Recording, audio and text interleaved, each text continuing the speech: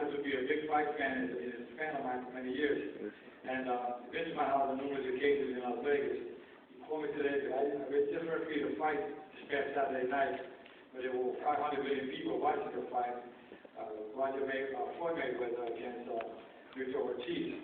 There was a controversial ending in that fight, and nothing to do with me, but in a way they said it was because of the unsportsmanlike conduct of Mayweather. They felt that Mayweather, who got $40 million for that fight, and Victor Ortiz, who received $2.5 million, there was a controversial ending in the sense that in the fourth round, when Victor Ortiz was frustrated from the punches he was receiving from Floyd Mayweather, who the whole world was waiting for Floyd Mayweather versus Manny Pacquiao fight, which will be $100 million first for each fighter.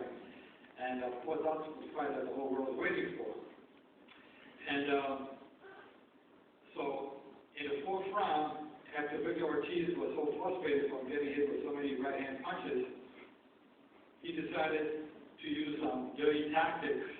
And by that I mean, in boxing, you don't use your head. And he really goes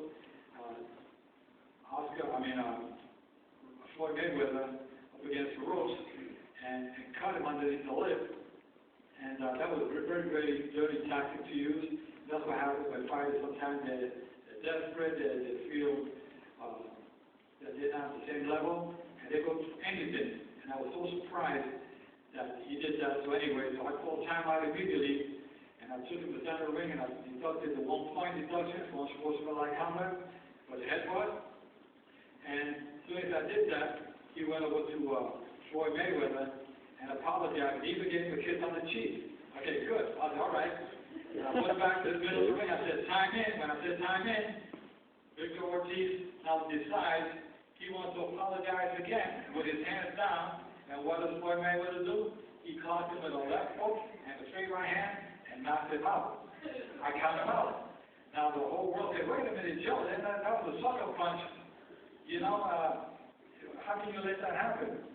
First of all, you don't drop your guard down in boxing or life. Keep your guard up at all times.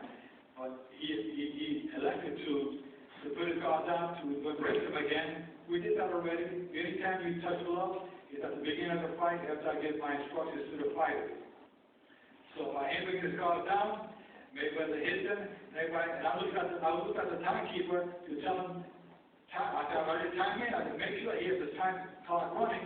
When I look over there, here goes Mayweather with the left hook, and then as I look, I see the punch coming, then the right hand, down goes Ortiz. I count him out. The whole arena with 15,000 fans at the MGM in Las Vegas was booing.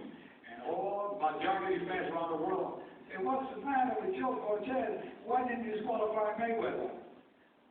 My commissioners, the commentators, everybody said, Joe did the right thing. Time was in. Ortiz, with his inexperience, even though he was world champion that night for that fight, should have never let his guard down. So now I'm going to get a call from Puerto Rico, and we're going to go live on the radio, and Victor Ortiz is going to call me, so you guys have to forgive me for a second. But what I'm going to do is this wire connected up to the mic?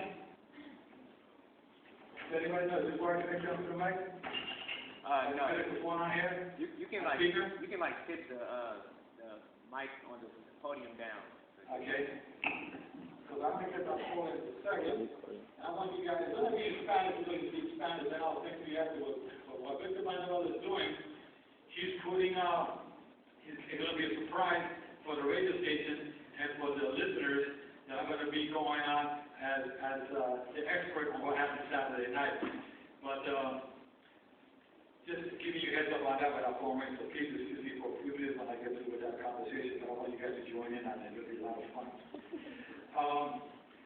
Let me tell you a little bit about myself. First of all, I want to thank Emma for making the arrangements along with some of the other colleagues.